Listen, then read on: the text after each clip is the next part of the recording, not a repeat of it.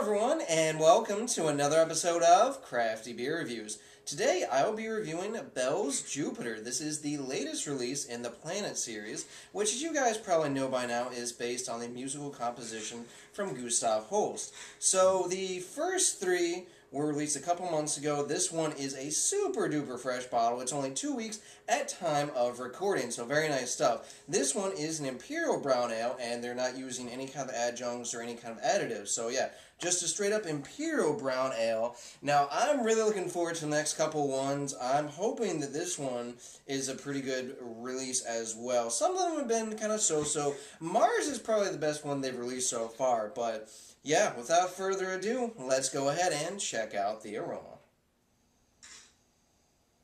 Oh, that's nice. It kind of smells more like a porter than a brown ale, actually.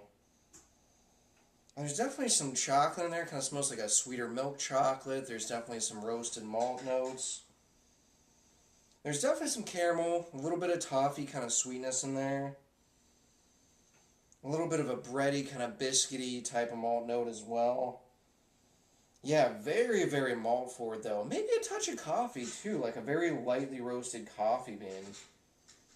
Yeah, it smells pretty good. Let's go ahead and take our first sip.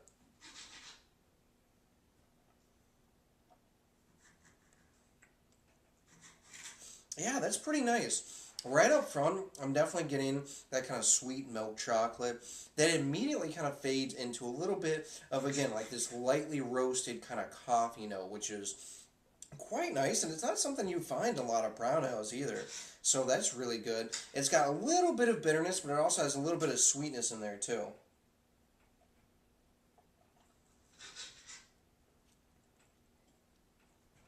Definitely getting, I mean, this is so malt forward. I think they're using a ton of different malts in here. I'm definitely getting big caramel, big kind of toffee sweetness. Definitely a little bit of a sweet kind of bready note, kind of biscuity notes in the background too. And it finishes with a little bit of this slight residual kind of sweetness in there, which is really interesting. Definitely getting, again, coffee, a little bit of that kind of milk chocolate too, and some nice roasted tones in here as well. I'm actually quite impressed. For me, I'm not usually too big a fan of brown ales, even Imperial brown ales. I just think a lot of times, you know, if you've had a brown ale, you've kind of had them all. They all taste very similar, but this has a couple of different notes going on, which adds a little bit more complexity than your kind of typical release. It's got a medium body. It's got a very nice, creamy, smooth type of mouthfeel, too.